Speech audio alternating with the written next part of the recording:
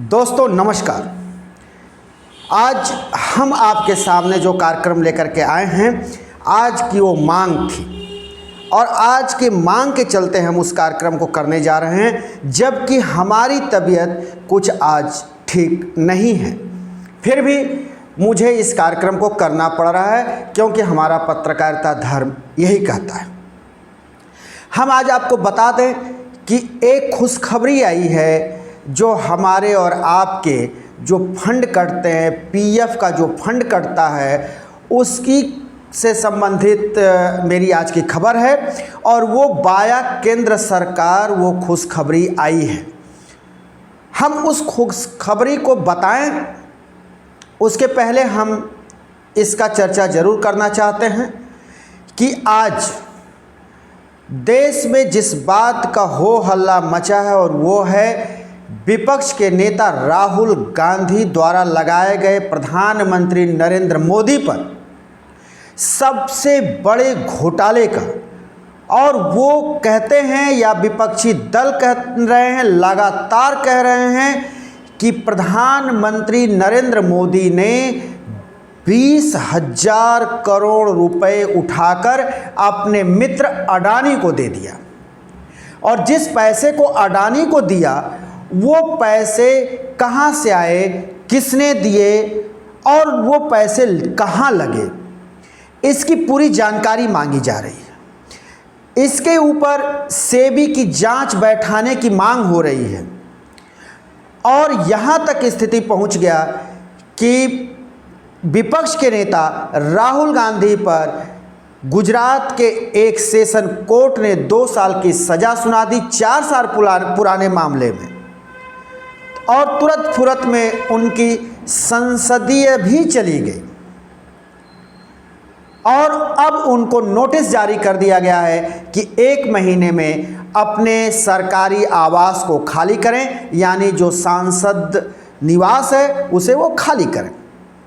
इसको लेकर ज़बरदस्त हंगामा मचा हुआ है और ये भी जानकारी है और आप सभी जानते हैं कि इन दिनों विपक्ष के सारे नेता जो है एक मंच पर खड़े दिख रहे हैं, चाहे वो सदन के अंदर काले कपड़े पहन करके वो प्रदर्शन कर रहे हों या सड़क पर हो या बयान दे रहे हों। अब वो चाहे केजरीवाल हों, अखिलेश यादव हों, ममता बनर्जी हों, तेजस्वी यादव हों, सभी एक मंच पर खड़े दिखाई दे रहे हैं। अब हम आते हैं उन मुद्दों पर जिसके लिए हम आपसे अपील कर रहे हैं कि मात्र 3-3.5 मिनट मेरे साथ बने रहिए और हम उस क्रोनोलॉजी को एक एक करके समझाएंगे, जिस क्रोनोलॉजी के तहत यूं कह लें कि PF plus EPF equal to Adani, जिस पर शोर मच रहा है, उस पैसे को केंद्र सरकार वाया प्रधानमंत्री कह लें या वाया ईपीएफ कह लें, वो जो है अडानी तक कैसे पहुंचाया, इसकी क्रोनोलॉजी ज़रूर आप समझिए। थोड़ा ध्यानपूर्वक सुनिए और कहीं मत जाइए, ध्यानपूर्वक सुनेंगे एक एक बात समझ में आएगी।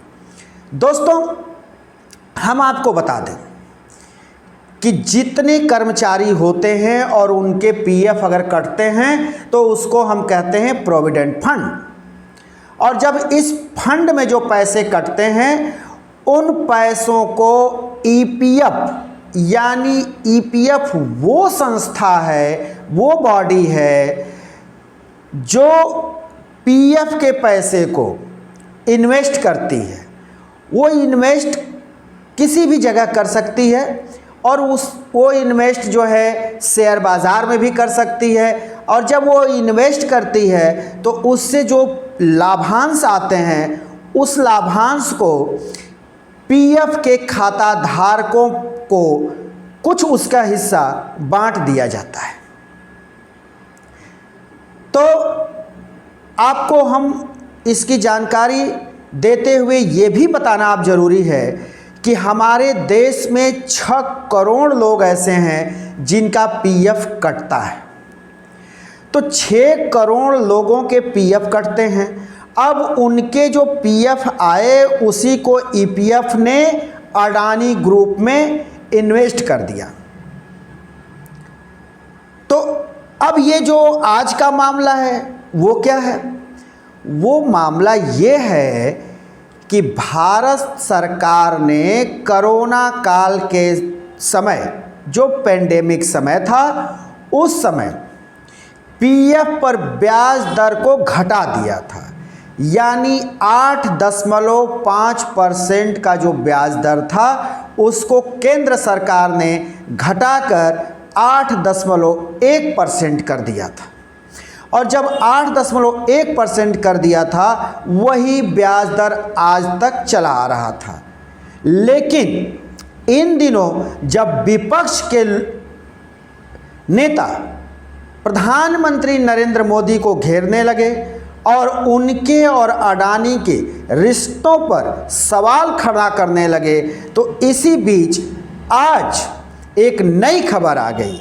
और वो नई खबर ये है कि ईपीएफ ने कहा है कि पीएफ में के जो खाता धारक हैं उनकी जो ब्याज दर है उसको 0.05% बढ़ा दिया जाएगा।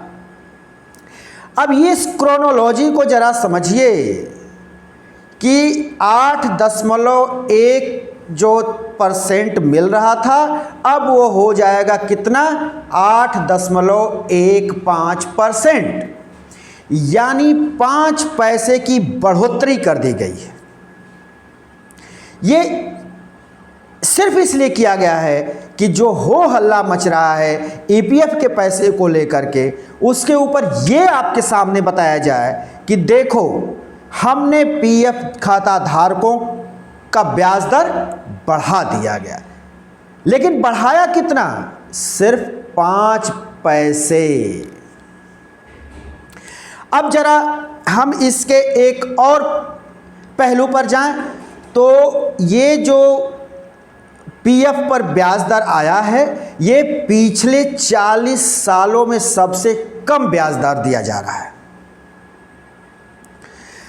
साथ ही मित्रों, इस बात पर भी ध्यान देना होगा कि ये जो है पीएफ, ये कर्मचारियों के सैलरी से 12% और एम्प्लॉयर जो मालिकान होता है उसके पास से 12% ये जमा होता है, जो कर्मचारी के फंड में जाता है।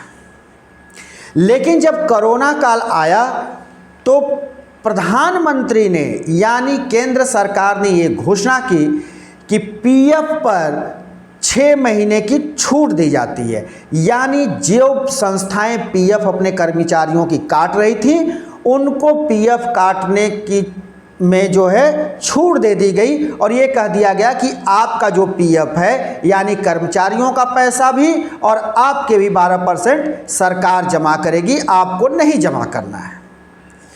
तो इससे हुआ क्या? इससे हुआ कि कर्मचारियों को कुछ महीने तो एम्प्लॉयरों ने पूरी की पूरी सैलरी दी, लेकिन एम्प्लॉयर को अपने पास से जो 12% देना था वो नहीं दिया, अन्ना तो उनको जो है पीएफ फंड में जमा करना था।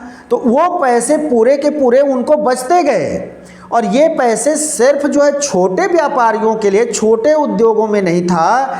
ये चाहे छोटा उद्योग हो, 5 कर्मचारी 10 कर्मचारी वाला, या वो अडानी और अंबानी जैसे जो है बिजनेसमैन हैं, ये इसका सबको लाभ मिला और बराबर लाभ मिला। उसके बाद 6 महीने जब होने को आए तो केंद्र सरकार ने इसे 2 साल के लिए एक्सटेंड कर दिया, 2 साल के लिए बढ़ा दिया। और जब 2 साल के लिए बढ़ाया तो जरा ये क्रोनोलॉजी समझिए कि जब 2 साल के लिए बढ़ा दिया तो जो ये उद्योगपति थे या छोटे उद्योग वाले थे या जो व्यापारी थे, इनके जो 12% जो जमा करने होते थे पीएफ में, वो जब ये जमा नहीं किए तो इनको जो है कितना बड़ा लाभ हुआ। अब यूं कहें उदाहरण के तौर पे, तो जिसके फर्म में 10 कर्मचारियों का पीएफ कटता था तो उनको इतना लाभ हुआ कि जिसे कह सकते हैं कि बैठे बैठाए इस दौरान 25 से 30 लाख रुपए उनके बचे। तो ये कल्पना करिए कि अडानी और अंबानी को कितनी बचत हुई होगी। लेकिन इसके साथ एक पहलू और जुड़ा हुआ है। बहुत सारी ऐसी संस्थान भी रहे हैं जो 6 महीने के बाद एम्प्लाई के तो 12% काटते गए, लेकिन अपना 12% भी बचा और एम्प्लॉइज के भी 12% डकार गए। इसकी जांच कौन कराएगा? इसकी भी जांच होनी चाहिए कि कौन कौन सी संस्थाएं ऐसी हैं जो एम्प्लॉइयों के भी पैसे डकार गए और पीएफ में उनको जमा नहीं करना था, फिर भी वो ले लिए।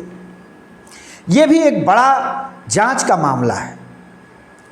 और यही जो पीएफ फंड का पैसा था बाया ईपीएफ अडानी के पास गया, जिससे अडानी के व्यापार को पंख लगा।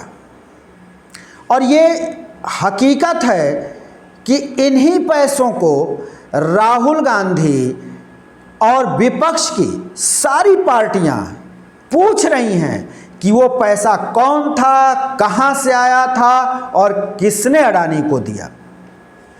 तो ये हमने एक रिसर्च के द्वारा पाया, खुद का हमने रिसर्च किया, खुद के कई सीए से और अन्य जगहों से हमने पता किया, तो ये बातें निकल करके आई कि ये इस तरह से पीएफ के पैसे के साथ ईपीएफ ने खेल किया और ईपीएफ ने एक रास्ता बनाया और वहाँ से वो पैसे अडानी के फर्म में इन्वेस्ट हुए। अब उन पैसों से कितना लाभ हुआ, कितना आया, कितना इनकम हुआ या उसके जो है शेयर में डूब गया, इसकी जानकारी के लिए ही ये हो हल्ला मच रहा है और सेबी की जांच मांगी जा रही है कि सेबी इस पूरे मामले की जांच करे।